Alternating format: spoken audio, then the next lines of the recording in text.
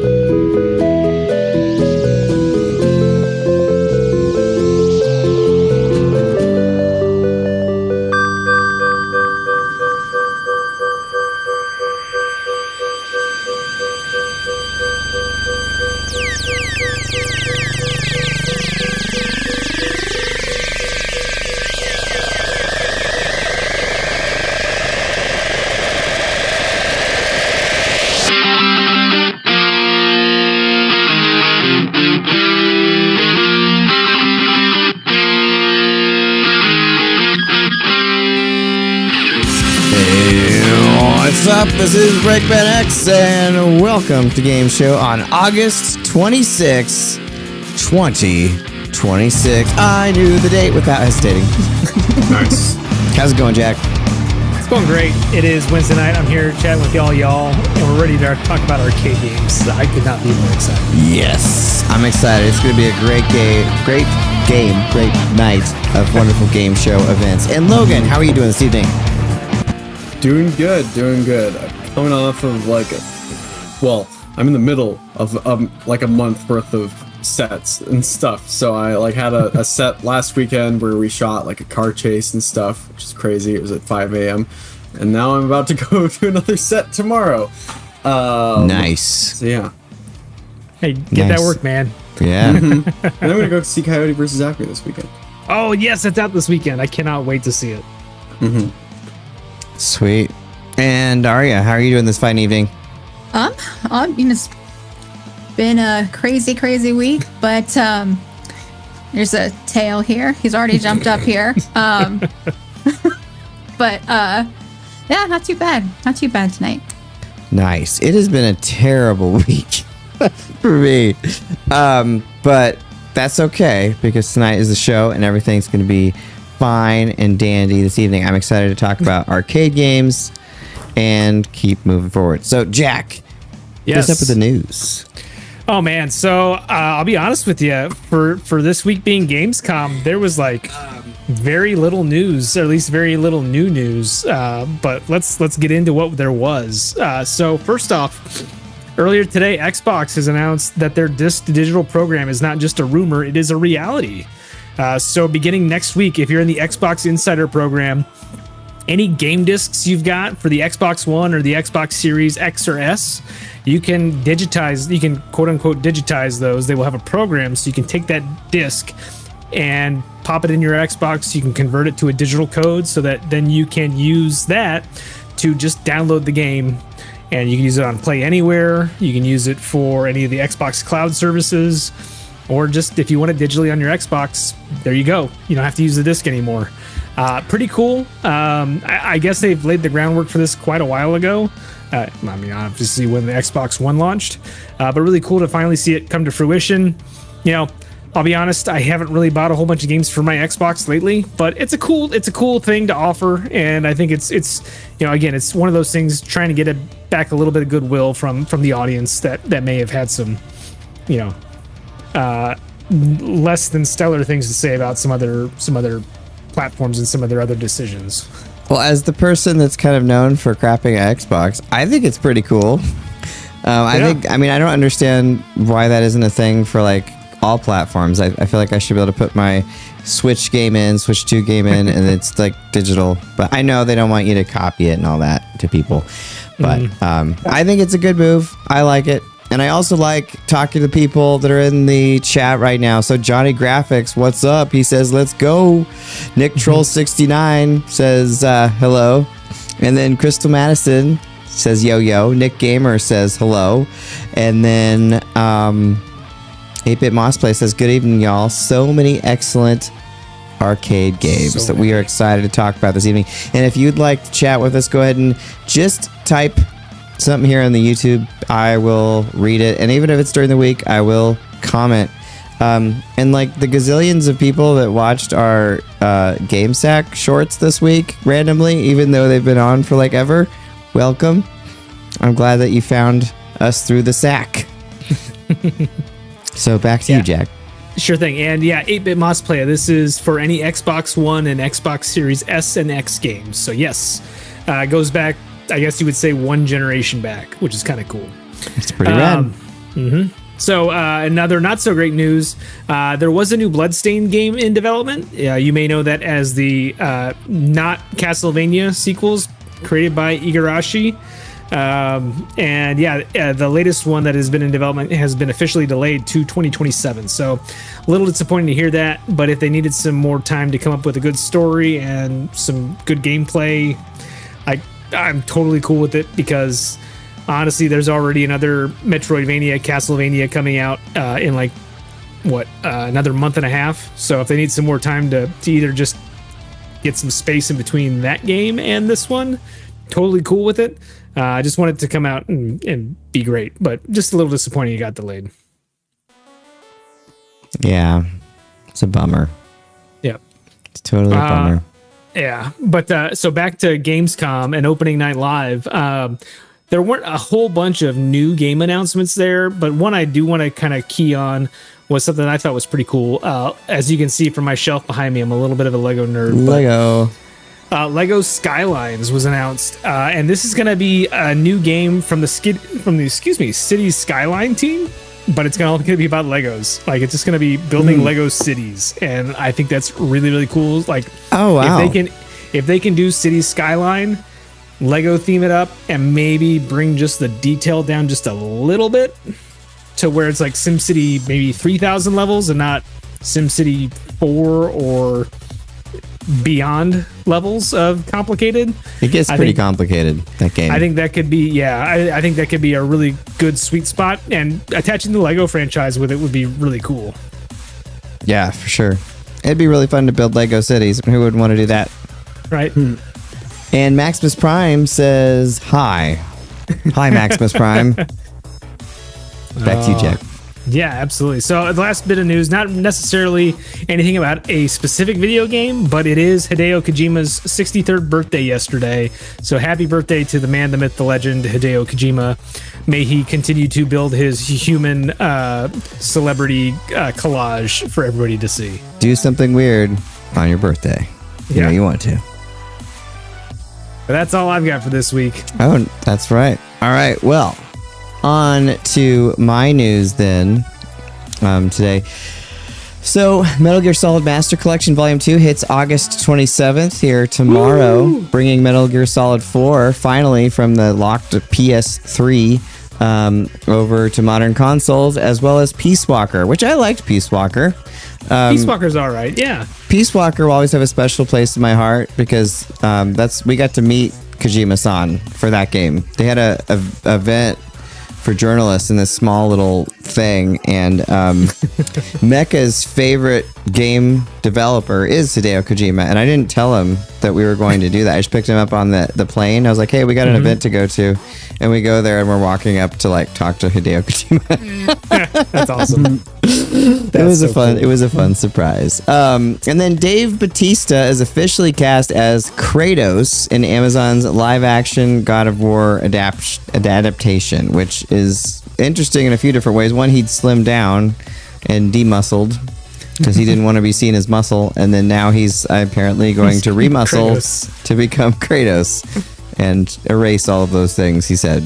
So Well, hey, I mean, it is what it is. It kind of, I mean, it stinks that that's how this happened. But I mean, if you're gonna have somebody replace the guy that got hurt, I can't. Torn bicep, right? Yeah, and shame on me, I don't remember his name, but like Dave Bautista, he's a good actor. He can come in. I think he'll do a good job. He could fit into that Kratos mold just fine. Ryan Hurst Yep. was the one that tore his bicep. Say one That's thing rough. I will. Yeah, I know. Sorry, just to go back a little bit on the Metal Gear Solid stuff. What's gonna stink is there's a lot of choices to make tomorrow. Like there's that coming out, and there's also the new Star Wars. Was it? It's not Shadow Company. It's Star Wars. Their XCOM. Zero Company.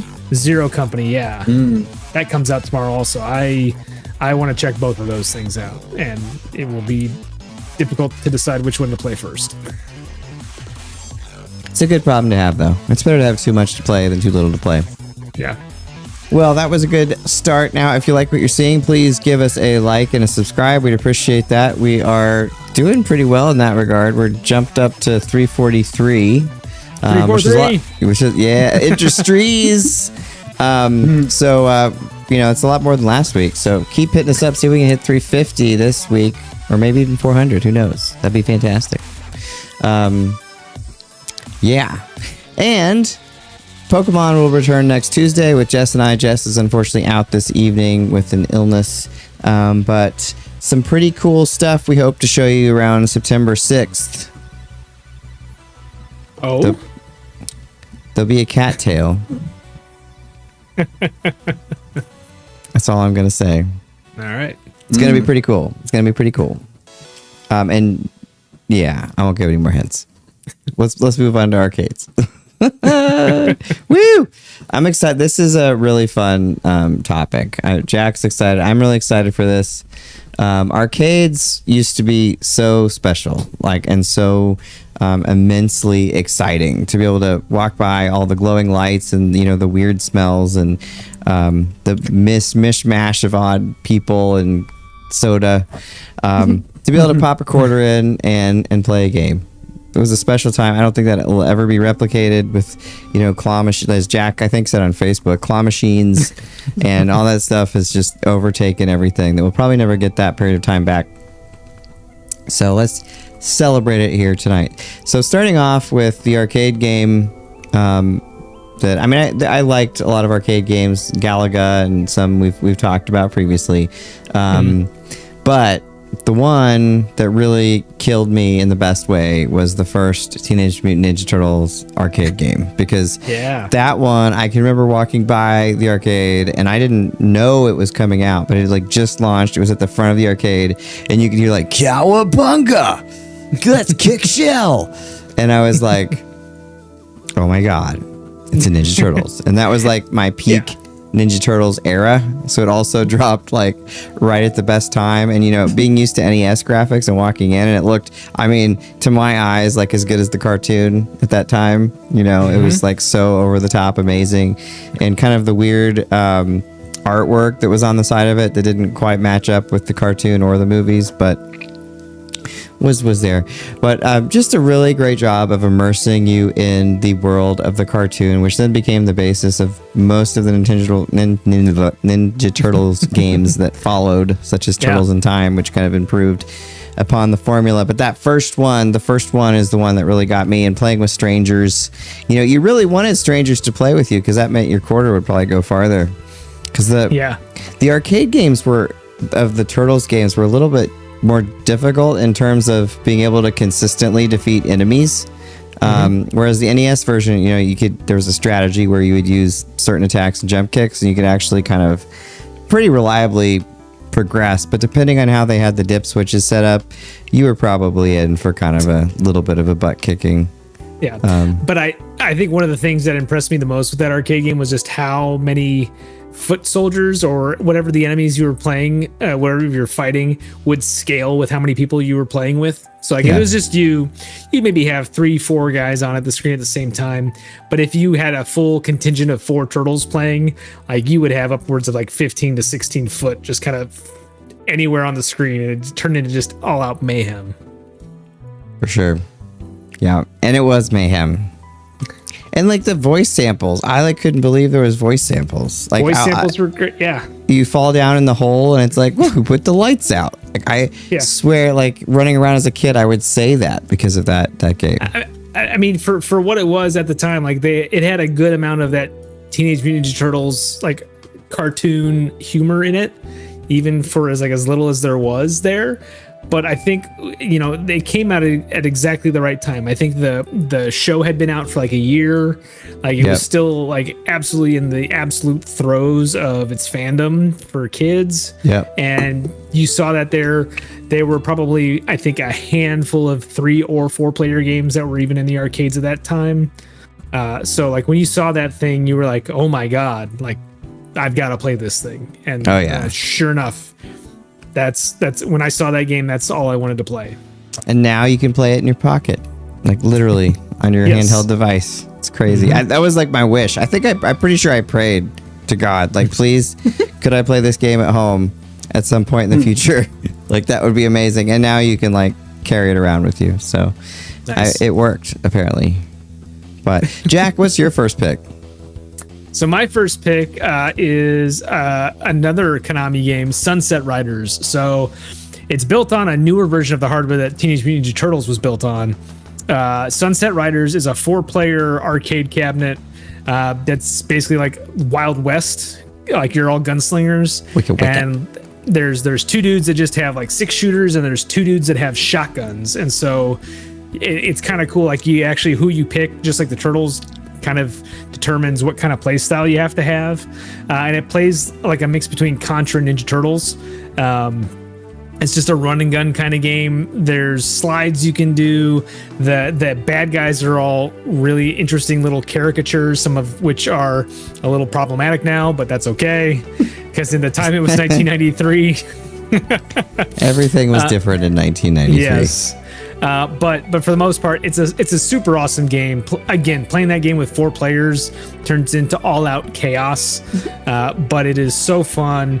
The gameplay is amazing. Like you can burn through that game in probably less than a half an hour, but every little bit of it is just super tuned and super fun. It's one of those games where, as they were getting towards the end of like to the middle of the 1990s into the late 90s, it was one of those things where the home port started getting good enough where they could match what the arcade had. And Sunset Riders was one of those games where I still I had the game on my Super Nintendo, and I would still, anytime I saw that game in the arcade, I wanted to go play that because it just had some things that the home version was missing. And forever and ever, Sunset Riders will be my favorite arcade game. Yeah, those little flourishes in the arcade that weren't at home, those were like amazing. Yeah. Like you look back on it now and it's like, it really wasn't that different. But at the time it seemed like there was a giant gulf between the versions. I mean, I don't know. A lot of the versions I've seen on home consoles versus arcades. Maybe I'm thinking the older era. Tins on the they era, would have like a massive graphical leap between the home console and the arcade. Depends on how close they're released. We're kind of like with the new console launches. Because like right when the NES launched, they were pretty close to arcade perfect. Right when the Genesis launched, it was pretty close to arcade. But then once you started getting beyond that, the arcade would leapfrog. Yeah, it all depended. Like you know, the Nintendo, the early games there, like, you know, your Mario Brothers, your Donkey Kong Jr. Like those games were already 3 to 5 years old when they came out on the NES. And so like, yeah, they were like arcade perfect, except for Donkey Kong for some reason. Donkey Kong was pretty close on the NES. It was. It was missing like a level or something. Of 4, 1 of 4. Yeah. So, you know, one fourth the game, but like, just thinking about that and thinking about something like Teenage Mutant Ninja Turtles 2, which came out later on. Yeah, there's a gulf there, but technology had advanced and the hardware in the NES was still the same. But to your point, Logan, like it is really fun just to kind of see where things start and where they end. Yeah. And the arcade cycle was kind of always advancing, whereas the home systems were not. It's so fun to watch the evolution, especially during that time period for me. Like, it's always fun, but like that 8 to 16-bit to 32-bit era, It just seems like things were progressing so fast. Like things looked so different just so quickly. It was, fantastic. But speaking of Logan, what's your first pick? Yeah, so I think people could probably predict where this is going if they've seen this show before. But my first pick is 1941. Still my favorite arcade game. Probably not going to change anytime soon. Just a perfect blend of action from the shoot 'em up genre, and graphics and music, and the co-op mode is so cool in that game. And like the best way to describe it if you haven't played it for me is like a souped up Galaga. Where, in Galaga you've got the pattern and stuff and they'll fly slowly down, and in 1941 they'll be like 3 times more enemies and they'll be flying in even more crazy patterns, like twice as fast. Yep. So it's just a really good time. Yeah, no, it's a super good time. That's a really fun game. Mm-hmm. I still wait. Did you try 1943 Kai yet? Not yet. I need to. Oh, You will like it. Emulate it. You can play it. You'll like it a lot. I think you'll like it a lot. I want to know what you think. It's not as varied as 1941 is, but like it's still really good, and it's definitely a large step beyond 1942. Yep, for sure. All right, Darria, what's your first pick? My first pick is Galaga. Yeah. I know I've said that a bunch of times on The the show, but like, I know, like the music, it's probably one of the longest like games that I've like played. It's a classic. I didn't play it on an arcade, like in an arcade, but Hey, it's fine. but I did like It's arcade games, not necessarily the location. But yeah, it's just my favorite, and I think there's a like I think I have a save on my Game Boy version of it. That I got like super high, like up there in the levels, and it was pretty intense. But yeah. So that's it. That's honestly my favorite one is Galaga. Awesome. Galaga is one of mine. Oh, go ahead. No. I was gonna say, I think Galaga is one of those games where anytime anybody, I've got the arcade cabinet here at home, and whenever somebody comes over, whether they're one of my son's friends or one of our friends that are just coming over for the first time or something like that, Galaga is always the number one game they want to try first. It's got universal appeal. It's pretty awesome. It is super rad. I really like the challenge stages. Challenge stages are the best. Something about the balance of that game, the difficulty and everything is just so much fun. And yeah, anytime I see it anywhere, I will always play it. And it always reminds me of war games, which I'll never forget seeing that on TV, and there were video games in a movie, which did not happen very often. We didn't have the wizard all day, all the time. So it was pretty cool to see that in a game. Matthew Broderick hacking the world. So, all right. My next pick is very relevant for my recent loves, but X-Men, Welcome to Die. Another Konami. Another Konami beat 'em up. Another one you can play in your pocket now. But I never really was able to get comics. I did. Like seemed like it took forever to save up for them and then actually get to the comic store. So it was very sporadic. I'd mostly read my neighbors and stuff like that. So the X-Men and Marvel characters in general are kind of esoteric to me. So seeing it so like easy to access in an arcade was really amazing to me. And you could just use their powers. It had Dazzler, which Dazzler's in it. It was based off that Pride of the X-Men TV pilot that never got picked up. But if you ever want to see what the X-Men would be like if the executives took over and took the creative voice away from the creative people, that's Pride of the X-Men. But X-Men, the arcade game, is super fun. All of the characters are really fun to play as. The art looks great, and the voice acting is terrible in the way that is funny and enjoyable. Yes.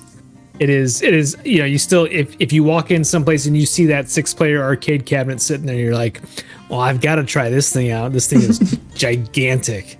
And again, it's one of those games where, you know, you have, if you do get the full complement of all 6 players playing, you have 20, 50 bad guys on screen at a time, and it is ridiculous. It is something where the spectacle and the scale just grows, and it is really impressive to see.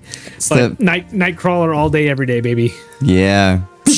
German man. The bamfing is amazing.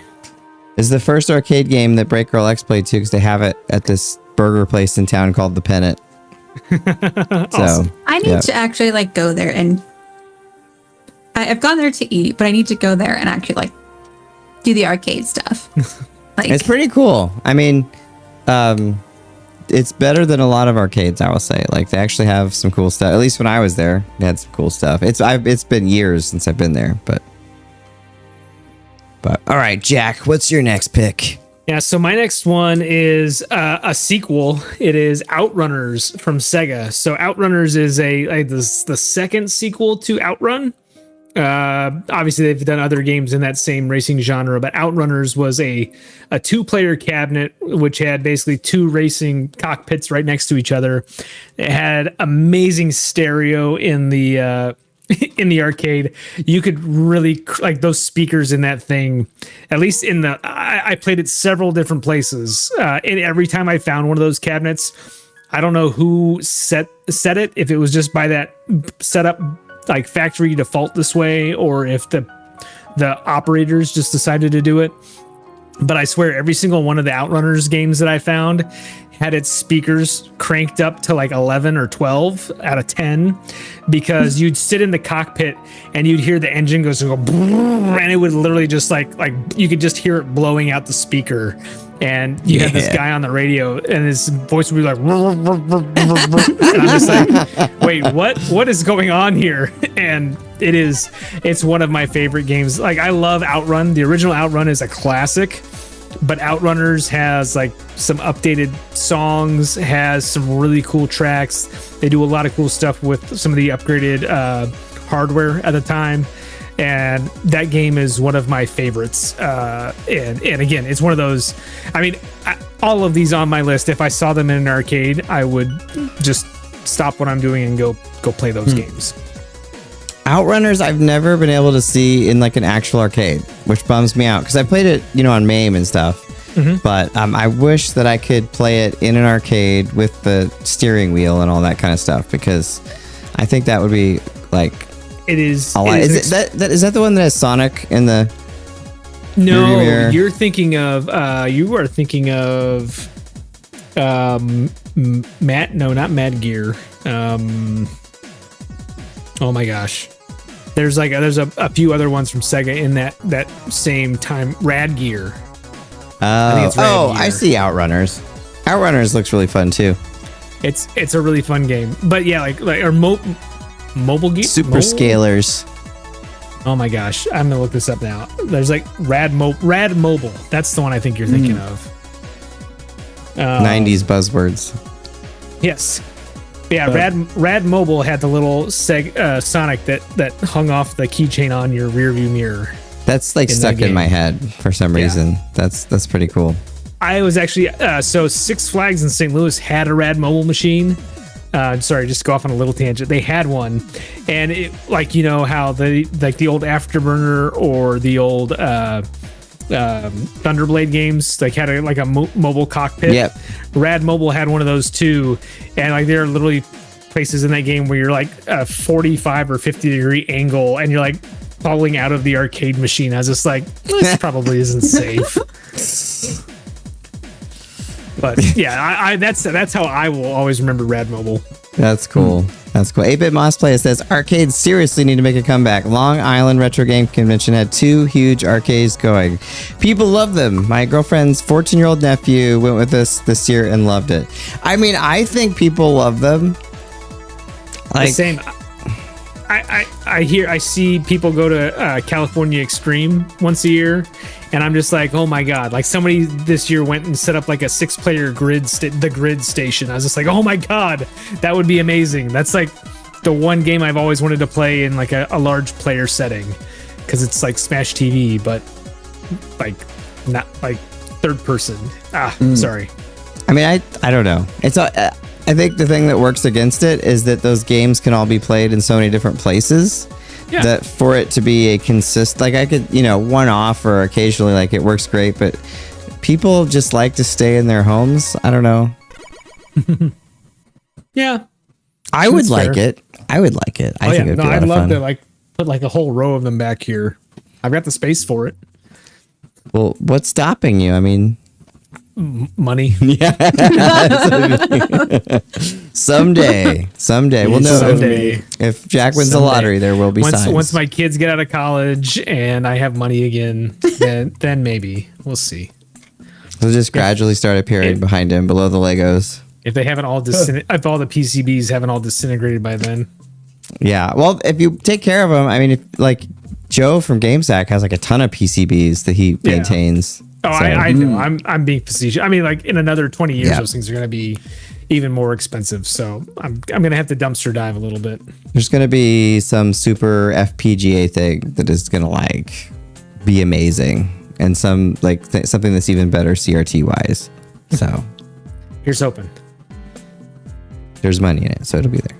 If somebody made a new CRT, all the retro gamers would freak out. There's like a project. There's a CRT project, yeah. That I keep getting advertised, cool. but I think it's an LCD, or it's like a digital screen that's emulating CRT. There is something real. One of the guys, Steve Lynn from the Video Game History Foundation, was posting on Blue Sky about one of the guys in the CRT project. They've got like some serious. It's not using LCDs, but it is doing something that's. It's not exactly reviving old CRTs that are dead, but it is like trying to refurbish and bring them back to life in some way. And it's pretty awesome. Better. I mean, yeah, it's amazing what we have. I mean, there's things that CRTs still do better. OLED's pretty nice though, I have to say. If you get the RetroTink filters on there on the OLED, it looks like delicious. You just want to lick it. So I'd like an OLED at some point. They're delicious. They look so good. I love the blacks are so deep because the lights turn off. So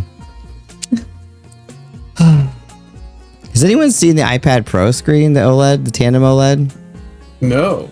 Pick one up at Best Buy sometime and look at it, and then be sad that nothing else looks as good. Okay. It looks really amazing. Like their screen. I mean, Apple has good displays. Yeah, that tandem OLED is ridiculous. It looks so good. Linus Tech Tips, who doesn't like Apple, was like looking at it. He's like, oh my god, nothing looks as good as this. He's like flipping out about it. So it's really expensive though. But all right, Logan, what's your next pick? So my next pick is gonna have to be Pac-Man. It's one of those ones that I'll play every time I'm in an arcade. And I think it's got, a really good, understandable gameplay loop, run around the maze, eat the dots, and avoid the ghosts. It's fairly universal. And I think just the visuals are iconic with the neon blue maze and the bright colored characters. It's like old reliable, old faithful. I always have a good time playing that game. It's still fun. Yeah. Yep. And I love the lore of like the glitch level. 256 with the overflow error. Like there was one time I actually went to an arcade in Wichita that had a modified Pac-Man machine that would always load on that level, so you got to try it. Which is what arcade is that Wichita that I'm going to go to? I don't think they have that machine anymore, but it's just called the arcade. Oh, is it? Where is it? They moved recently. It's the Old Town area. I can Google it, but that's cool. Old Town area is fun. Well, awesome. Yeah, Pac-Man, a lot of fun. You know, better than the original name that kept getting vandalized. Yeah, Pac-Man. 906 East 3rd Street, North Wichita. Yeah. Cool. Awesome. I'll have to There check you it go. out. But yeah, Pac-Man, I mean, is classic. I mean, Pac-Man is so much fun still. Have you played Pac-Man Championship Edition? I have Pac-Man Championship Edition. I haven't had a lot of opportunities to play it because I have been incredibly busy, but it is pretty cool. It will overload your neurons. So, all right. Darria, what is your next pick? Space Invaders. Ooh, yeah. I played a bunch of different versions of it, but after Galaga, that's another one that just I continually find myself going back to. And it's really cool to see how the different versions and the different like concepts or the different like designs build on that same concept. And I know I said like the Activision Space Invaders is one of my favorite ones, but really that's like, I don't know, like it's a nostalgic game for me too. Like good memories associated with it. That's awesome. Very cool. Well, It's like a progenitor game. Like you see, like when you play Space Invaders, you see where Galaxian came from. You see where Galaga came from. You see all these other games that just kind of originated out of the idea behind Space Invaders. And so I think from that standpoint, it's so cool when you do see one of those originals in, and you're like, oh, I'm gonna go play this, and you're like, oh man, I thought it had XYZ, but it didn't. Like, what are these shields here for? yeah. You know what's interesting tonight? Jack and I are picking the newer games this evening. Not much newer, but a little bit newer. Yeah, so far. It's the first time I think that this has taken place. Yeah. I don't know. There's nothing wrong with old arcade games. I love old arcade games. Yeah. Yeah, I've just kind of been, I've heard more about the old ones, so when I go to an arcade, I'm like, oh, like I recognize the old one, and I go over and try it.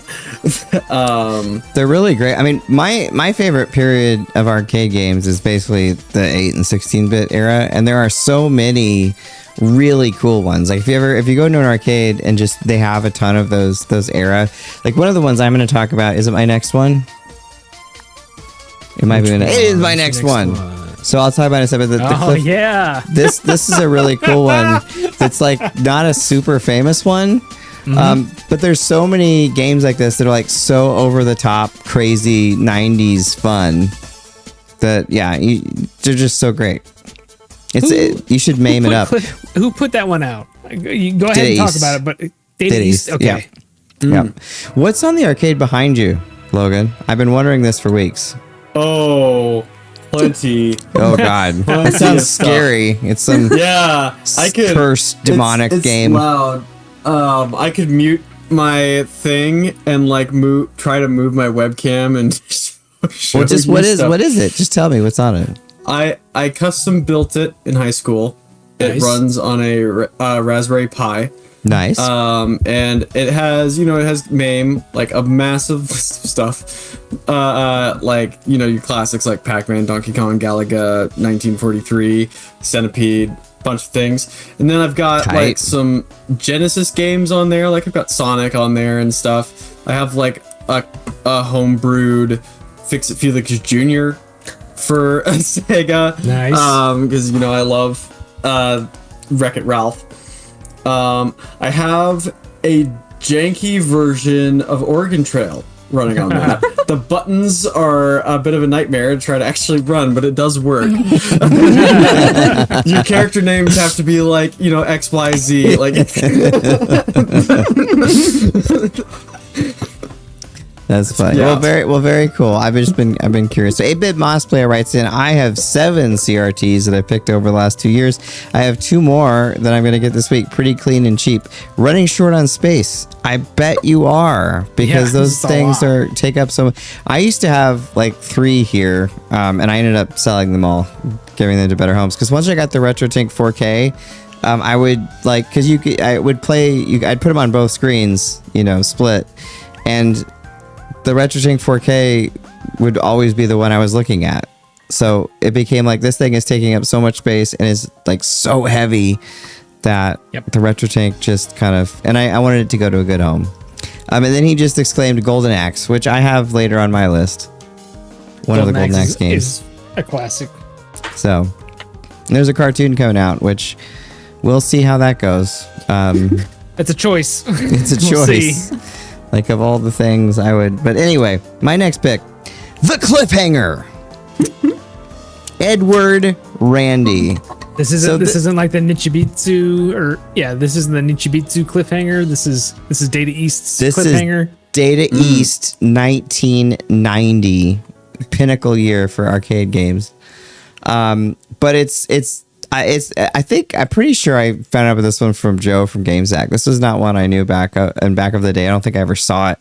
But I saw him playing it. And I was like, oh my God, I've got to play this. It looks like a 2D version of Uncharted that's like way more unhinged, like super unhinged. I mean, it is knockoff Indiana Jones for sure.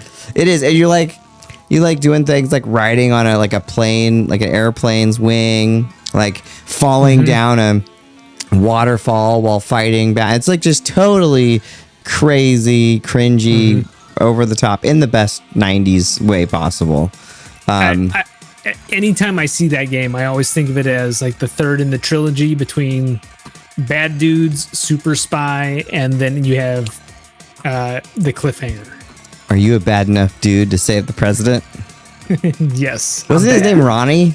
Wasn't it President Ronnie? Yeah, like Ronald Reagan, Ronnie. But yeah, Cliffhanger. Okay, so you can like whip across planes. I already said trains. There's a dam that you play in, which I believe you're like on the raft, if I remember right. Yep.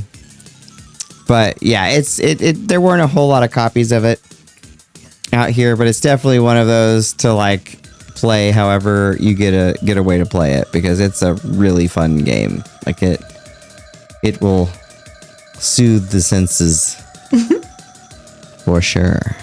They're not Super Spy, Sly Spy. That's the one I'm thinking of. Oh, Super Spy is the driving game. No, Super Spy was the Neo Geo. The Neo Geo, yeah, that's right. Yeah, that's right. Yeah. There's too many Sly Spy spies. is the one I'm thinking of. Yep. All right, Jack, what's your next pick? All right, so my next one, I'm actually going to go a little off script here because I did not think about it when I was thinking of it, and as we were going through some of the ones that Logan and Darria came up with, I completely forgot about Mr. Do. Like Mr. Do, forget Dig Dug, forget everybody else that digs and is a knockoff of Mr. Do. Mr. Do was awesome. His later games, not so much, but the original Mr. Do was really, really cool. Was a really interesting concept. I think it came out right before Dig Dug, or maybe right around the same time as Dig Dug. Really? But Mr. Do is same kind of concept, not quite as fleshed out as Dig Dug, but still interesting. And something about, like, I'm not a big clown fan, but just the monsters in that game and the gameplay and the sound is kind of unique, and I always cry a little bit when I see what they did to Mr. Do after that first game. Mr. Do's Wild Ride and Mr. Do's Castle are all not very good games, but the first one still quality. Mr. Don't. Yeah, that's a cool pick. I haven't played that forever.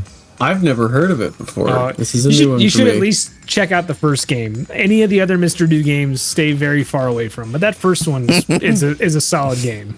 Cool. Very cool. Yeah. All right, Logan, what's your next pick? Well, okay, so that very nicely leads into Dig Dug, which is my next pick. Yes. So Dig Dug is probably the arcade game that I am best at. I've gotten high scores on that cabinet a few times at different arcades, which I've never really done on any other cabinet. And I just love the setup for the gameplay. These strange little monsters living underground, and it's kind of morbid, honestly, with the air pumping, inflating them until they pop, and then they literally try to run away from you at the end. Like, it's silly and kind of violent at the same time. But yeah, I love the visuals as well as the gameplay, like the bright, colorful world that they live in. Are you a Puka guy or a Figar guy? Probably Figar. Nice. Figar.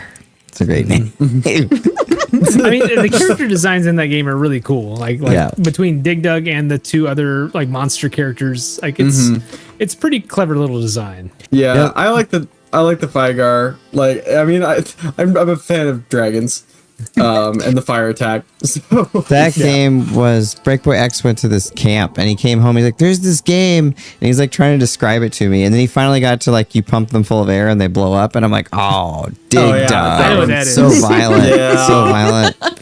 And have any of you ever tried Dig Dug 2? Yes, I like that game. It's not as good as the first one, but it's still fun. Yeah, I thought it was kind of an interesting twist on the idea, because I mean, you're not actually digging, but you're like breaking off chunks of land instead, which is not what I expected a sequel to do. So I'm like, okay, points for ingenuity. Yeah, I love that game though, because it's like, how do I destroy all the continent where all the monsters are? Yeah. It's good stuff. good stuff. And then, It's a great and then game. you should play the Classic. games with his son, Mr. Driller. Wait, there's a son? Yeah, his Oh, son. Logan, you've got to play Dig Mr. Dug's- Driller. Dig Dug's son is Mr. Driller. It's so And good he has, too. He has his own series of puzzle games. Not quite the same, but it's similar concept. Okay. Interesting. Cool. I didn't realize the lore went that deep. It doesn't go that deep. It doesn't go that deep. But it's kind of fun. Dreamcast. It's just like it's his son. Yeah. It was Dreamcast. All right, Darria, what is your next pick? It's another one in a very similar vein. If there's a theme here, Galaxian. This one I It's a haven't great played pick. quite as much. I do tend to like the sound in Galaga a little bit more. But if I'm wanting like to play it like a different style or a different way, like I'll go open up Galaxian, and it's another one of the ones that I have in like the little Namco museum games, and play through that. So Yeah. That's awesome. Yeah, that's another one. I never really got into Galaxian. Like it was something like when I got into games, Galaga was already there, and like it was either that or Space Invaders, and Galaxian was that weird middle where I was just like, it's kind of not one or the other. You'll always remind me of Ridge Racer because of the loading Yeah. screen. Yeah. That's always the first time I played Galaxian was when I got Ridge Racer for the PlayStation.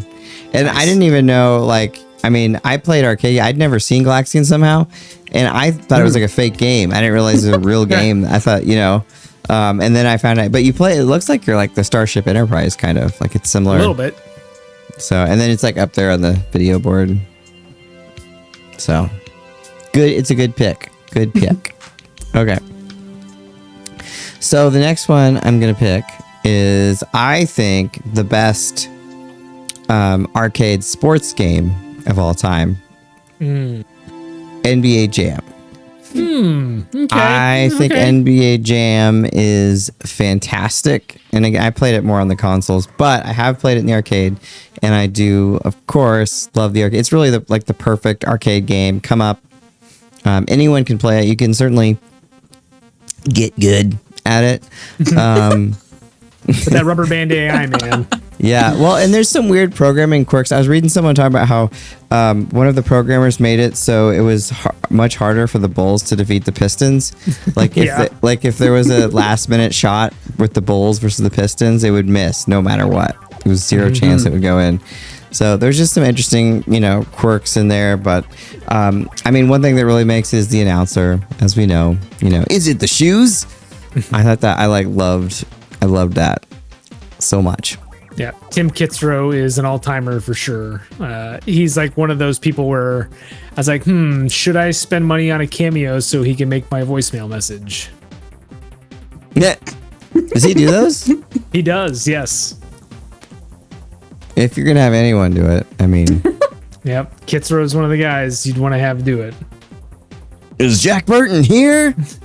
No! It'd be better than that. But boom shakalaka. Indeed. Forever. All right, Jack, what's your next pick?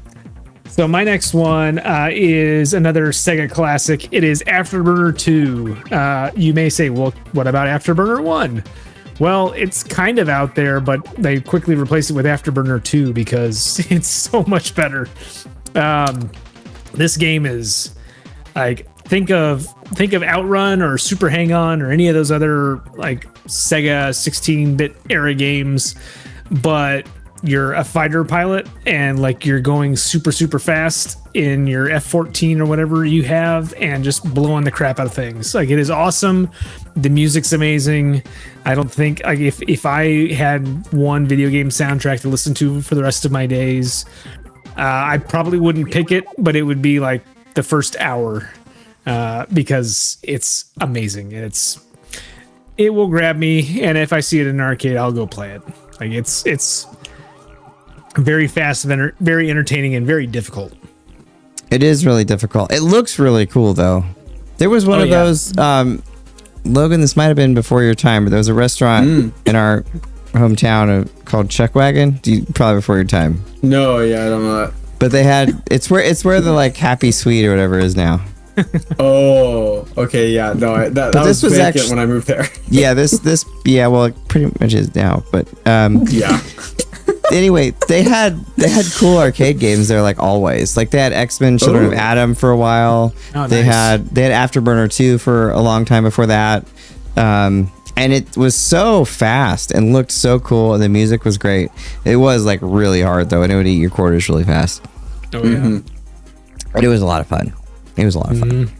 So much fun. Yeah, but now it's just a place that's never open. So, with no arcade games to speak of. Boy, there's a story behind that. There's some drama there. Oh boy. I've seen it on Facebook. But yeah. What's your next pick, Logan? Yeah, so this is a unique one. I literally just remembered. The Derby Classic. I've only ever seen it at one arcade. I wouldn't say it's like great for its gameplay, but it's literally horse race betting, the arcade game. And like, the gameplay isn't that riveting. You're basically trying to make sure your horse is the fastest, and I think I forget exactly the mechanism behind it. It's fairly simple, but you can get caught up in the hype pretty easily. Is it the one where like you get a card with your horse at the end of the game and you can like take it to other arcade machines to play it elsewhere? I think so, but like I've only ever seen it at one place, but I remember it being unique. I saw it at the Penny Arcade in Malibu Springs, Colorado. I bet. And No, go ahead. And the Penny Arcade takes up like several buildings. And this machine was big enough that it had its own small building all to itself. It was a massive arcade cabinet. Gotcha. It was really fun. I don't think it's the exact same, because the one I'm thinking of is actually, it's called Derby Owners Club. That's what I was thinking of too. Yeah, it's not the one. Yeah, I don't think this is that one. I think this one's probably older than that. Okay. Because this one, that's a Sega game, the Derby Owners Club. So. Yeah, although Cool. this arcade had even older stuff. Like it had cabinets that were completely analog. Like you'd shoot these clowns with water guns and stuff. Oh, like, yeah. Like carnival games. Old, yeah. That's awesome. Poor clowns. Mixed in with more modern stuff too, but yeah. Awesome. You've been to some fun places. I love traveling. And if there's a good arcade, I'll stop it. I need to go to more arcades. That's what tonight is telling me. More arcades. Yeah. 1984 in Springfield is another good one. Oh yeah, yeah, it's a good one. They've got a Black Knight 2000 machine in there. Ooh, I didn't see that last time. Oh really? Last time I was there, they had a Black Knight 2000 pinball machine. I sat on that thing the entire time I was there because I just wanted to hear.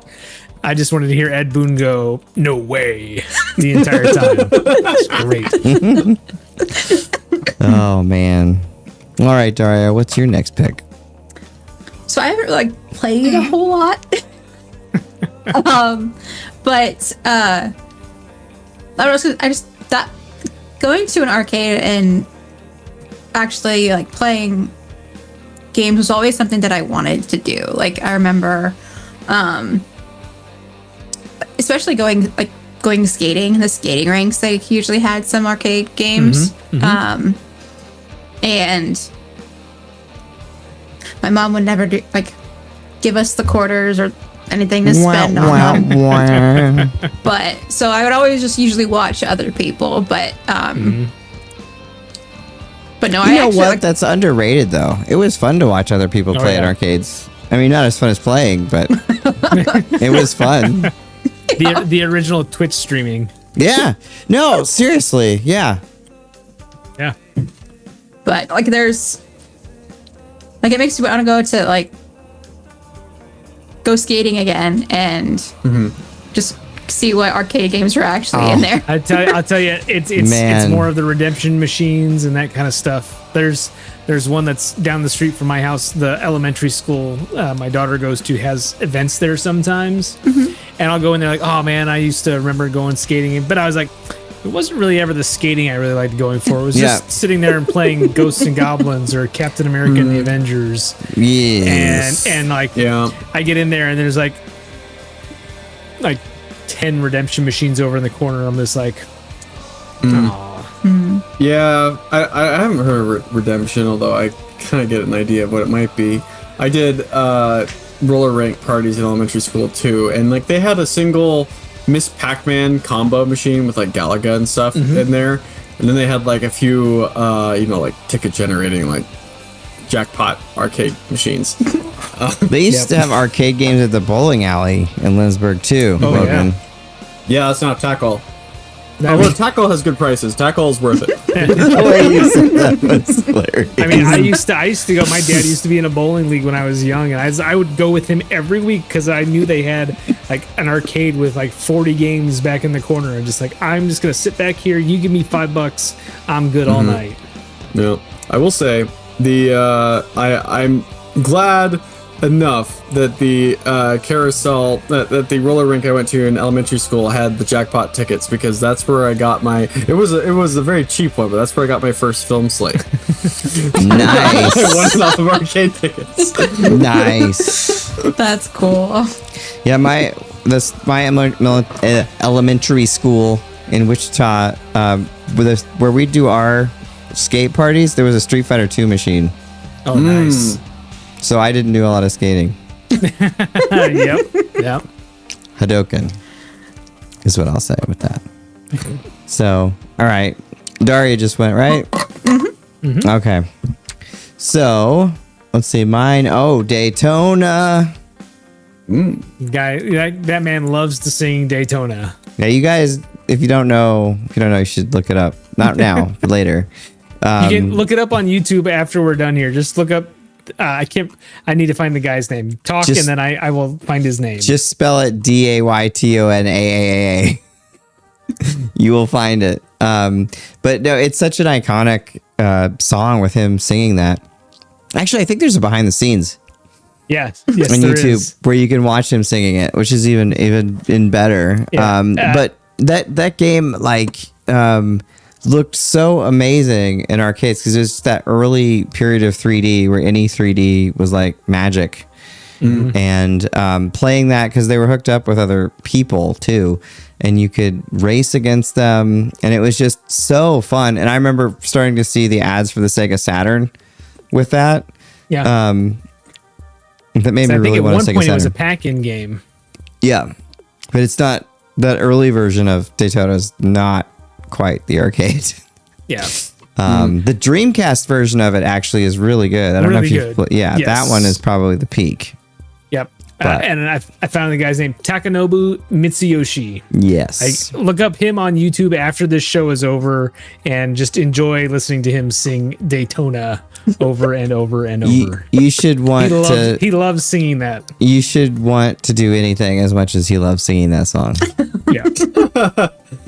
Do what you love, and he loves singing about Daytona. Daytona. I wonder if he knows what it is. No, he absolutely does. Oh, he does. Yeah, he just, like I said, he likes that song. He loves that song. I love it. It's fantastic. All right, Jack, what's your next pick? So my next one, I'm gonna jump around a little bit. Michael Jackson's Moonwalker. So yes, it's a little problematic now. Why is that? Just kidding. Especially in light of like the movie Moonwalker, everything else. Michael Jackson's Moonwalker follows the story of the movie Michael Jackson's Moonwalker. He chases Joe Pesci around after Joe Pesci kidnaps some kids. He turns into a robot. He turns into a car. He turns into he fires missiles from his chest. Michael Jackson has mystical powers, and it's a lot. But what's really crazy is you think about it and you look at it like as a product of the time, and you're like, yeah, I can see how this got made. This is a fun little game. It's a 3-player cabinet. Like, it's a cool little. I won't say it's a beat 'em up, but it's kind of a beat 'em up. It's like an action game. And like in the middle of it, you do dance attacks. And so Michael Jackson just does a little dance move. There's a little sample that plays from like Bad or Smooth Criminal, and everybody on screen dies after they dance. And it's just like real life. It's such a ridiculous thing. And there's something about it just growing up when Michael Jackson was like the pop star for the entire world. It just is a really weird artifact, if you will, of that place and time. For sure. No, I remember playing that in a hotel for like hours and hours, because it was also probably right in my Michael Jackson fandom peak. It always hit at the right time. I guess I was into the trends back then. I don't know. But. And what's crazy is, so again, place and time kind of thing. I built an arcade cabinet for my last job, and I threw Michael Jackson's Moonwalker on there just because it was one of the games I had. And I'm playing it on my lunch break one day, and somebody's like, "Is that Michael Jackson?" I'm like, yeah, I may not want to play this here. This is gonna be a little weird. Oh man. All right, so we've got a couple write-ins here we should probably hit up. Data East, excellent. Yes, they did some good stuff. Dig Dug Lore, LOL. Also, yeah. Love that. That's a blast. Sensei says, I didn't play my favorite arcade game in an arcade cabinet, so does it count? Yes, we're not going by location, but my favorite is Gaiopolis. Anyone played Gaiopolis? Yes, I played Gaiopolis. It's not bad. Cool. Yeah, definitely still counts. Also, I like Karus, but I played the Dreamcast version and not the Naomi version. That's fine, because those are pretty close. And then 8-Bit Moss Playa says Dorenpachi Daiojo, which I almost put on my list, but didn't. I probably should have. Crystal Madison says, I am Michael fan. Jack. I am surprised Jack went there with Moonwalker. It is an interesting game, to say the least. He also becomes like mechanized. Yes. Turns into a robot when he touches Bubbles, the chimp. So many decisions in that game. Many of them questionable. Whoa. Okay. All right. Well, Logan, what's your next pick? Yep. For my next one, I'm going to jump around a little too. I'm going Paperboy, which I love that one. Unique control scheme with the whole handlebars attached to the arcade cabinet.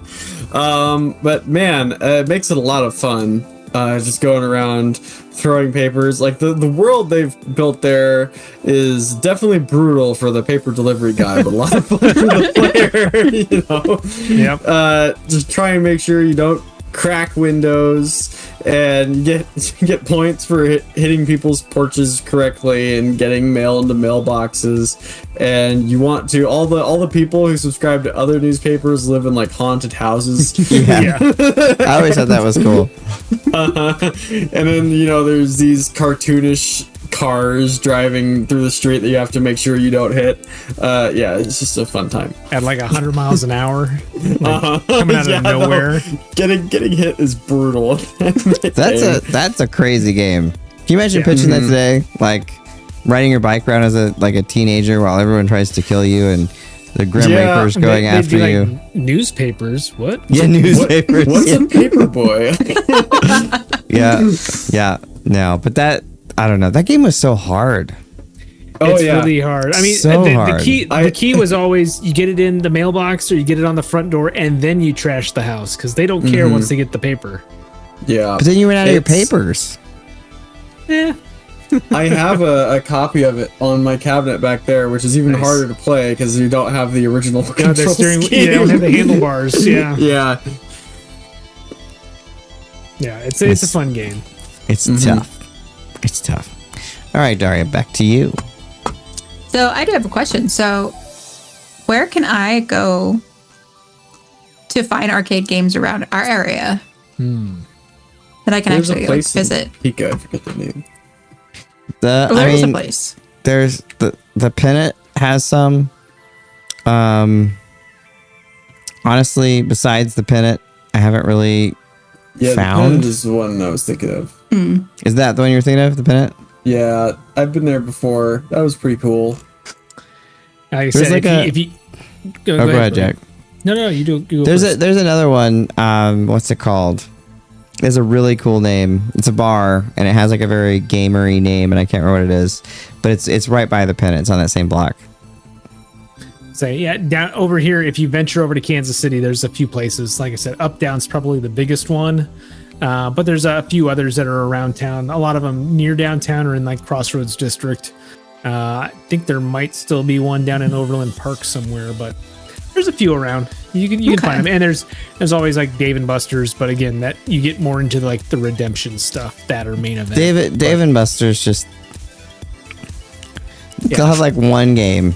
It's all the redemption machines. It's redemption games or shooting games, and which like I'm all for like shooting games. Like I've got a few of them on my list, but like it's not quite the same. It's just not the same. If you ever It's just not saw the arcade is definitely the one I would recommend, which has already come up. But Yeah. I'm definitely going to be venturing there. it's a little different. Go ahead. It used to be in like a different location that was smaller. It was like all cabinets, and they've kind of branched out into being a restaurant and event center too. That's cool. So, which is cool. Like they're doing pretty well, but now their cabinets are in like this net Oh my in the middle, god! which is strange. No, I just looked it up. They have so many games. They have a ton of games. There's almost not enough room to stand next to. They have X-Men, NBA Jam 1943, all the Mortal Kombat, Punch Out, Cruising the World, all the Double Dragons, Final Fight, Galaga, Galaxian, Golden Axe, Elevator Action Returns, TMNT, Street Fighter, Time Crisis, like name it, they got it. And they have pinball too. Nice. And it's $13 for the whole day. Unlimited. Pretty good. That's awesome. $11 for kids. Well, if you need to find me, I'll be. Yeah. Thanks, Logan. That looks fantastic. No problem. Road We should trip to go Wichita. together sometime. I would love to. I'm That totally would be down. cool. Yeah. I would be totally down. Oh my god, that looks like so much fun. Okay. I haven't seen an arcade with that many games in a very long time. Yeah. 1984 and the Penny Arcade have more, but that one is good. Dang. Wait, there's one. Oh, I'll look it up later so I don't die. Okay. Metal Slug is my next pick. And I like, the first one and the third one are probably my favorites, but honestly, I like all of them. You can't go wrong with any of them, but I will say that like 3 is definitely like my favorite. 1 is awesome because it's the first one and, it's just setting a precedent and everything. But like the pixel animation, which I love pixel animation, is just absolutely gorgeous. Like every soldier, tank, and the background gag, all it's just like awesome. I would say that 1 is probably the most atmospheric, but 3 has like branching paths and zombies and you go to space. You know, and it goes back to Irem. Yep. R-Type. Yeah. Indeed. Yeah. I would say like for me, any of them 1 through 3 are like my favorites. 2 is I love the zombies in 2, and then you get the like the clever little things like you can get fat from eating too much food, and then you like all your bullets turn like gigantic, and his face is like it's really fun. Like that game is they figured out after that first game what their tone was gonna be, and it's just awesome. For sure. Yeah, Darria and Logan, if you haven't played any of the Metal Slug games, you should play. Okay. I've tried them. I haven't tried them on original hardware. They're kind of tough to run on emulation from the sound of it. Well, like when I played it, it would always be super laggy, but I really want to. You should check it out on my Mister when you get here, because it's like the Mister is like It's like based on decap chips. It's like about as close to the original hardware as you can get without being original hardware. Cool. Yeah. So it's pretty tight. All right, Jack, what's your next pick? So my next one, Sketchy Ceviche, just kind of spoiled it on chat here. Time Crisis 2. I know, Time Crisis 2. There's something like the first Time Crisis is awesome. Time Crisis 2, you stick a second very similar cabinet right next to it, and then you and a friend can play through the entire game. And what's cool is like there's actually 2 characters in the game, so like sometimes you're like back to back, so you each have something that you're shooting at, and it's different. So like you can play through the game twice and get a little bit of a different experience from one character to the other. So it's a really cool game in that respect. It's so cool. It's one of those games, again, towards the end of the 90s, towards the end of the 90s, you got into this zone where you could go through and you could play the game. Like it was all about memorization because the patterns always stayed the same. So like you could memorize that game and get through, probably only dying once or twice. I'm sure there's a playthrough online where you can just watch somebody play through the entire game and not die or get hit at all. But it is one of my favorites. It's so cool. The stages are varied. The voice acting is incredibly cheesy, and Wild Dog shows up at the end like he does with just about every other Time Crisis game. And it's just a lot of fun. Like it's really dumb, really fun, and I really just enjoy playing it. There's something about the Time Crisis concept of stepping on the pedal and you're poking out from your cover and shooting at dudes and then going back under, and then also the Namco recoil that they had on those guns when they originally came out. You would always hope that you found one of their arcade cabinets that still had the gun that had the working recoil, and it was just so much fun. That game was one of my favorites. Yeah, for sure. That was one that Richie loved too. He would always talk about Crime Crisis. It's a great game. Great game. You guys should play Time Crisis 2. What about 3? 3 is good too, but 2 is my absolute favorite. Like the pinnacle. Time Crisis 1, Crisis Zone, Time Crisis 3 and 4 and 5 are all good, but 2 is like what I consider the pinnacle. That's the one. If you see any of them, that's the one you want to play. We've got a couple more comments here. 8-Bit Mossplay says Michael was a phenomenon. Yes, he was. Probably the most famous person in the world at the time. Akihabara Arcade in Colorado is on my bucket list. Oh my God, just by the name, I got to go there. And Galloping Ghosts in Illinois, that's pretty famous, but I hear that a number of the cabinets are frequently offline for repairs. 8-Bit Mossplay also says, what was the arcade Logan was recommending? I believe it's The Arcade. The Arcade in Wichita. In Wichita, That's Kansas. what it's called. Yeah. Looks pretty rad. And I'll also plug one in Indianapolis, the one I was at a few weeks ago when I did the show from there. 16-bit arcade, barcade. That was pretty cool. They had a decent selection. Nice. J-Rod says the new R-Type remastered, and also looking forward for the new Metal Slug coming out. Yeah, the 30th anniversary. It's going to be interesting. Yeah, it's been 30 years since the first Metal Slug already. Oh, Jack. I know. It's a sad world, man. Time keeps going by. Oh, Logan, what's your next pick? Yes. So my next pick is, I think I'm gonna go with Star Wars for my list. What's that?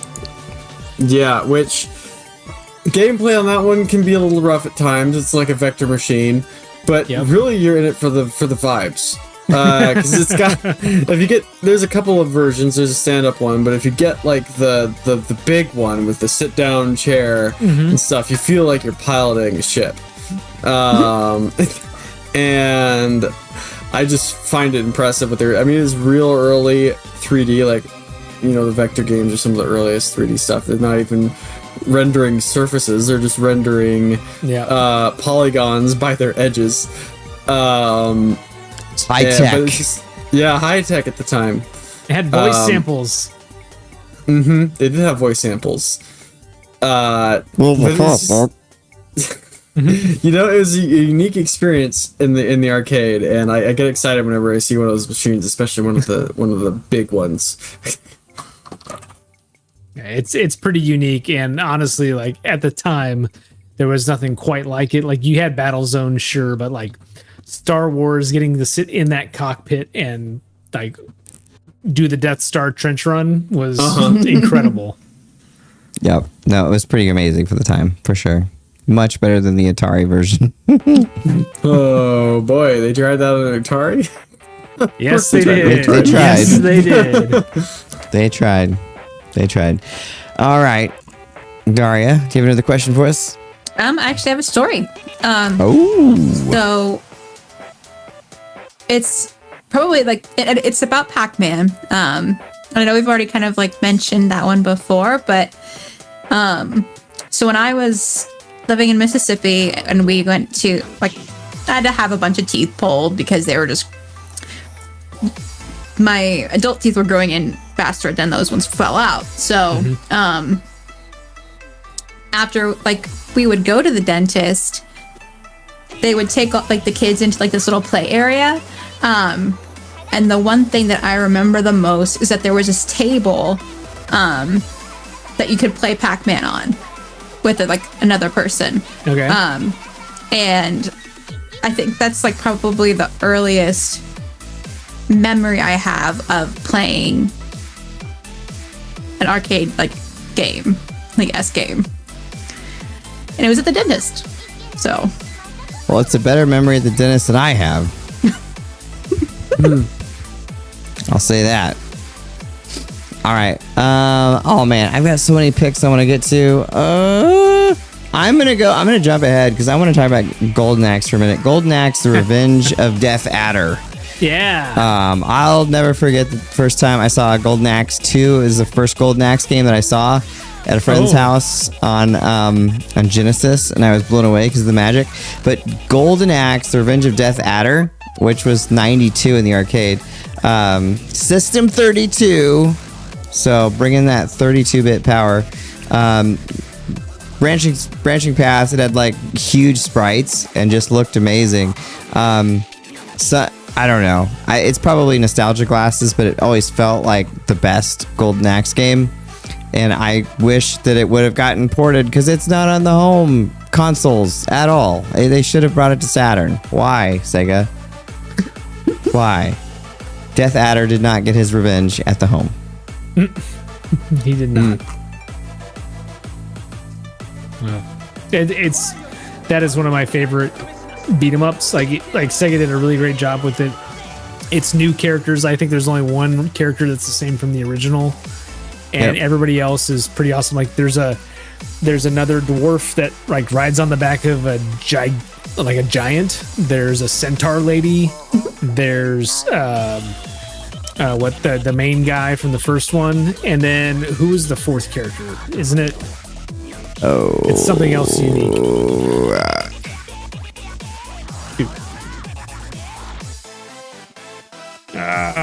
Been so long. Okay, so we've got Goa the Giant and Gilius, Sternblade, Dora. Oh yeah, then it's the thief, the other thief who has got Little like the Tricks. pitchfork. Yeah, that's right. That game is awesome. Like it does some really cool stuff with like background, foreground scaling. Like it's that's what I remember. Pretty awesome. For 1992, it was like ridiculous, Yeah. and it's such a bummer they never brought it back. Yep. Oh well. All right, Jack, what's your next pick? Oh man, so let's see. My next one. Let's go with Indiana Jones and the Temple of Doom, because who doesn't love Indiana Jones? This is actually an arcade game that got licensed by Atari. They got voice samples. They got the score. It is a set of what 1, 2, 3, 4, 5. Like there's 4 levels. So there's the first level, which is you go through all the mines and you rescue the kids from the Thuggy clan, and then you have to get to the minecart, and there's a minecart level where you have to escape the Thuggy, and then there is a stage where you have to get the Sankara stone, and then the whole thing loops again, and you do that. You go through that 4 times. 3 times to get the Sankara stone, 1 more time just to get out of there and save more kids, and then on the 4th trip through, you get to go through and you get to fight on the rope bridge, which is almost impossible. But I've done it once before, even on my home system, because they don't allow continues. But it is such. It's not a great game by any stretch of the imagination, but the combination of the voice samples between Mola Ram just going "Welcome" and just all the other like digitized Harrison Ford voice samples, and then you've got this. I don't know, Break. I'm sure you've played a lot of the Atari games of the 1980s, like Marble Madness or Peter Pack-Rat or 720, things like that. Atari always had a very distinct sound chip on all their stuff, where like it really sounded very synthesizer-y.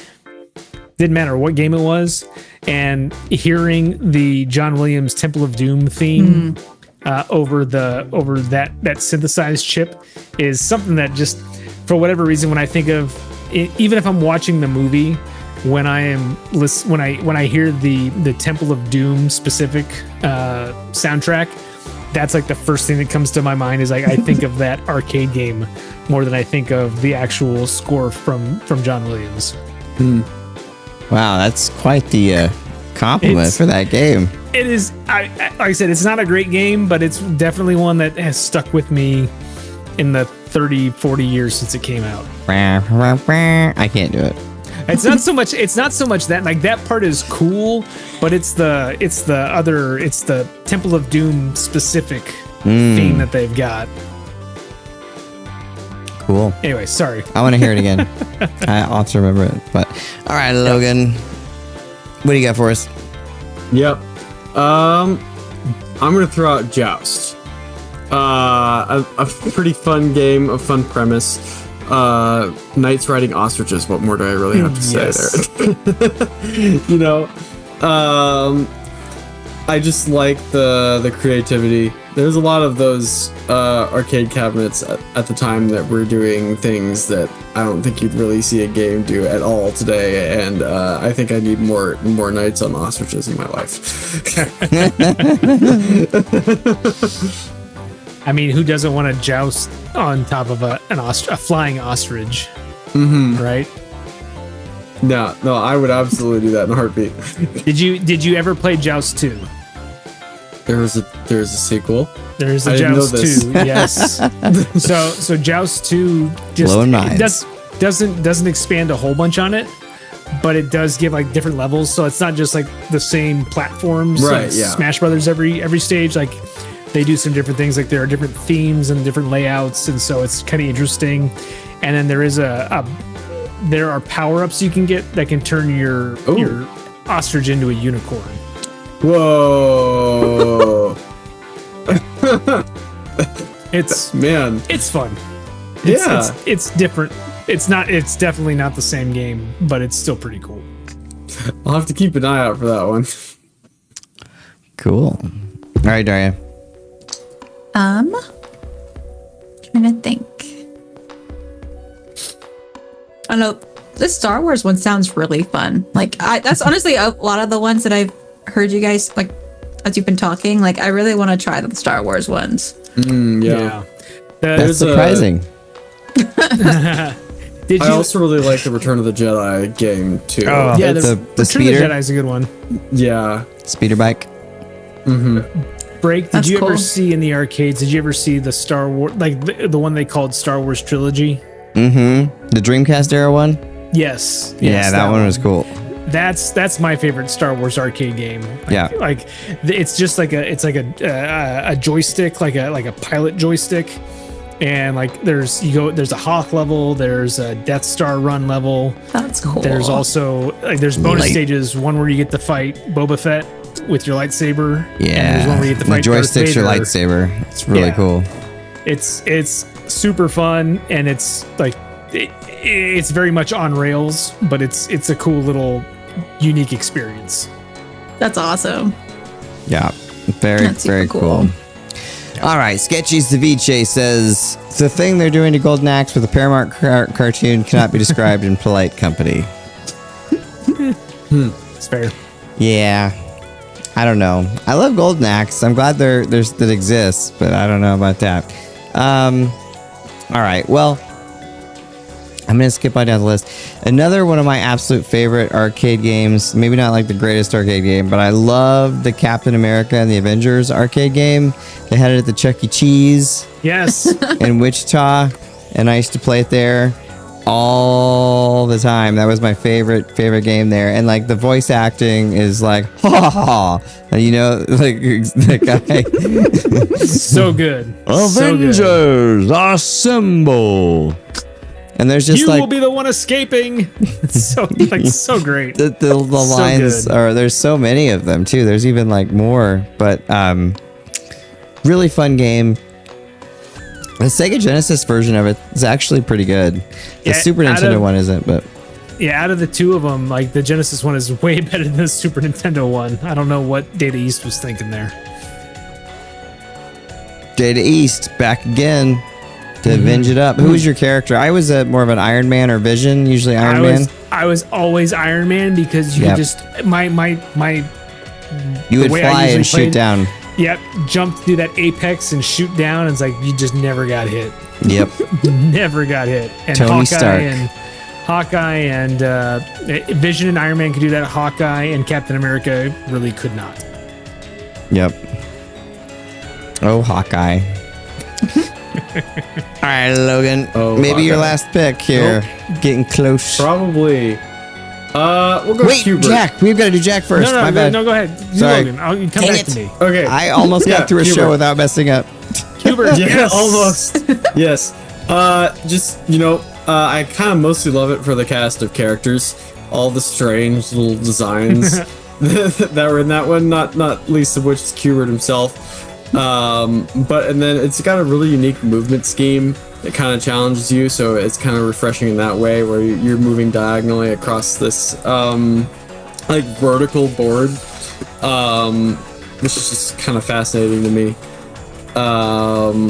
And that's another one where it was just not very popular at the arcades I went to, unfortunately, but I did get high scores sometimes on that one. Not because I was that great at it, but because I was willing to play it. Well, Hubert's really fun, but yes, that He control swore a scheme lot. can go Yeah, and die. it is a challenging control scheme. Yes. Indeed. all right, Jack. Sorry I missed you. That's all right. It's all right. Let's see here. So my last one that I really want to talk about. Oh, which one do I want to choose? I'm gonna go with. I'm gonna go back to Sega. Like you can sense a theme with a lot of my stuff. G-LOC. If anybody has heard, G-LOC was kind of the. It was a sequel, but not a sequel of Afterburner 2. I found that one at an arcade. Again, it was one of those sit-down arcade cabinets, like Afterburner. You could sit down, and in some of the like the deluxe version of the cabinets, where like you sit in the cockpit of the plane, and it kind of shifts around a little bit.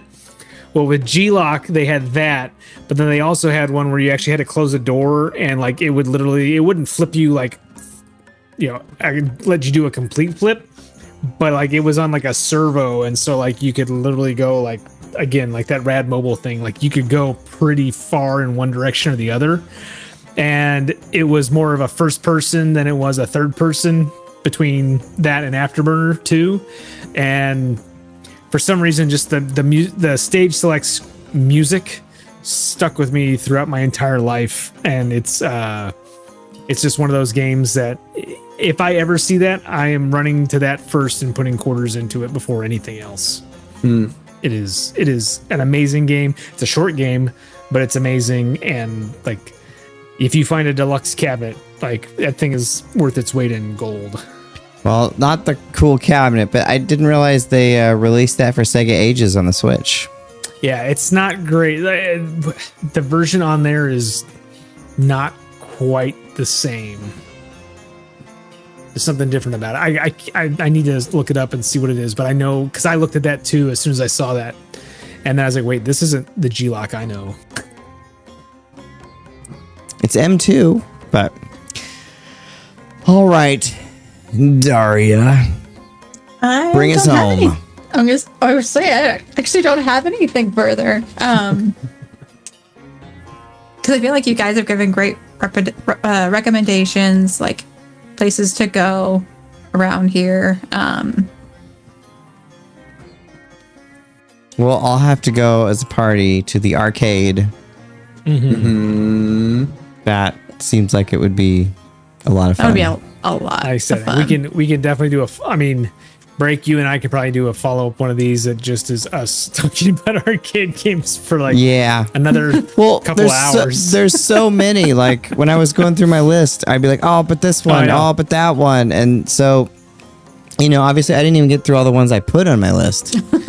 And there's way more than that. So I think we could probably do a show just on Capcom arcade machines if we really wanted to. Yeah. Yeah, I'm sure. CP2, CP3, those were some rad. What's your favorite machines. CPS1 game? Go.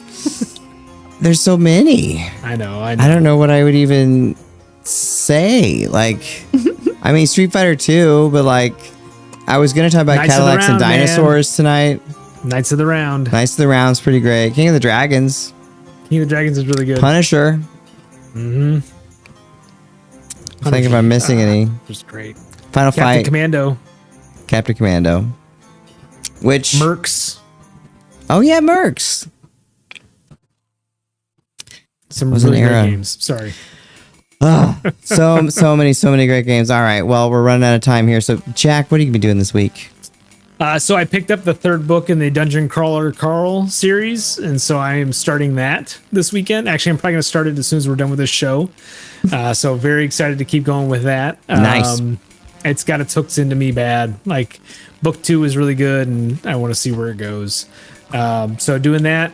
Again, probably playing Star Wars Zero Company, and I'm probably going to be playing Metal Gear Solid 4 this weekend and be like, oh man, I missed this game. Drebin and his monkey. Just can't wait. My son played through Metal Gear Solid 3, or he played through Metal Gear Delta. And so I want to see his reaction when he sees what Metal Gear 4 is. Cool. And Logan, what are you going to be doing this week? I think I already mentioned some of this, but I'm going to be on a set tomorrow and Friday, and then going to see Coyote versus Acme. Nice. And Darria. I've actually started. So Horizon is like my comfort game. So I've been going through and replaying Horizon Forbidden West on Ultra Hard on New Game Plus so I can get the Platinum Trophy. Nice. So I'm going to do that a bit. And I still haven't seen Spider-Man, so I really want to go see Spider-Man. You should go see it. It's really good. You've not seen Brand New Day yet? No. It's my favorite Spider-Man movie. Are you serious? Mm-hmm. Dang. And it's the one that made me like Tom Holland is the best Spider-Man. Interesting. Okay. You look like you've had a profound revelation. No, I'm just surprised. Now I'm like really, really curious. I was It takes a surprised lot too. to I dethrone wasn't. Spider-Man 2. I wasn't really. Spider-Man 2 is great, but I was not really. Maybe I didn't have like the highest expectations. I just kind of went in it, whatevs, and I loved it. I mean, well, I won't say anything. Yeah. There's a particular thing about it that I love that's not Spider-Man. And Tom Holland's Yeah. great in it. He's absolutely great in it. Yeah. But Sketchy CV, she says, no, the best Spider-Man is 90s cartoon Spider-Man. 90s cartoon Spider-Man Yeah. is pretty good. awesome. Like that and the X-Men cartoon are probably my two favorite. And actually the Avengers cartoon of like 2010 is pretty good too. Or maybe it's earlier than that. Yeah. There's like an Avengers cartoon from the late 2000s that's like very comic accurate. That's really good. And then My they favorite's, like rebooted Spider-Verse. it as like super movie version. It's not as good. Oh. Ooh. Oh well. But yeah, this week I've been continuing through my Uncanny X-Men read before bed. I think I'm on issue 105 now. Gradually Nice. getting through. I skipped a lot in the Silver Age because they're just not very good. the Stan Lee, the art, it's just not. I did like the first appearances, and then pretty much skipped to Giant Size X-Men in the Claremont run. So besides that, hoping to get the Purifier from Zaxor as soon as humanly possible. But with that, we're gonna ride off into the sunset, and we'll see you same time next week on the game show.